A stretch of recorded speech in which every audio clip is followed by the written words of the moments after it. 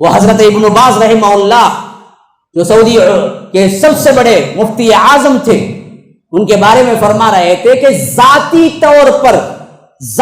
طور پر ان کے اکاؤنٹ سے کئی ہزاروں کے گھر چلتے تھے، اور کبھی کبھی ایسا ہوتا تھا کہ شیخ کے اکاؤنٹ میں بیلنس زیرو ہوتا تھا، اور اللہ نے اتنا دیا تھا سعودی حکومت کا سب سے بڑا منصب اگر بادشاہ کے بعد کسی کا تھا تو وہ انہی کا تھا، کروڑوں کی مالیت کا پیسہ اور تنخواہ آتی تھی، لیکن جب وہ وفات پائے تو وہ مقروض تھے۔ ابن باز رحمہ اللہ جب وفات پائے تو وہ قرضدار تھے، اور قرضداری اس وجہ سے تھی کہ اپنے لیے نہیں، اپنے لیے تو کروڑوں کی مالیت جمع کر سکتے تھے، اصل میں لوگوں کے لیے وہ اتنا دیتے تھے، اگر مے کی تنخواہ آ گئی ختم بھی ہو گئی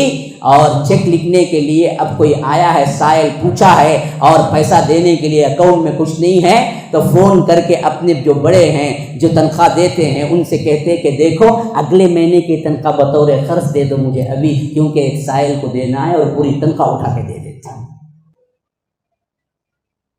اور وفات ہوئی تو وہ مقروض تھے، قرض ان کا ادا کیا دوسروں نے۔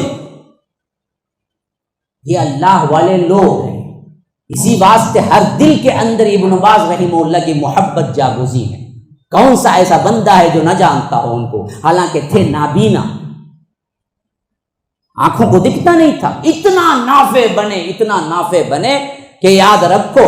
ہزاروں ادارے اور ہزاروں لوگوں کے گھر ان کے اپنے ذاتی خرچ سے چلتے تھے۔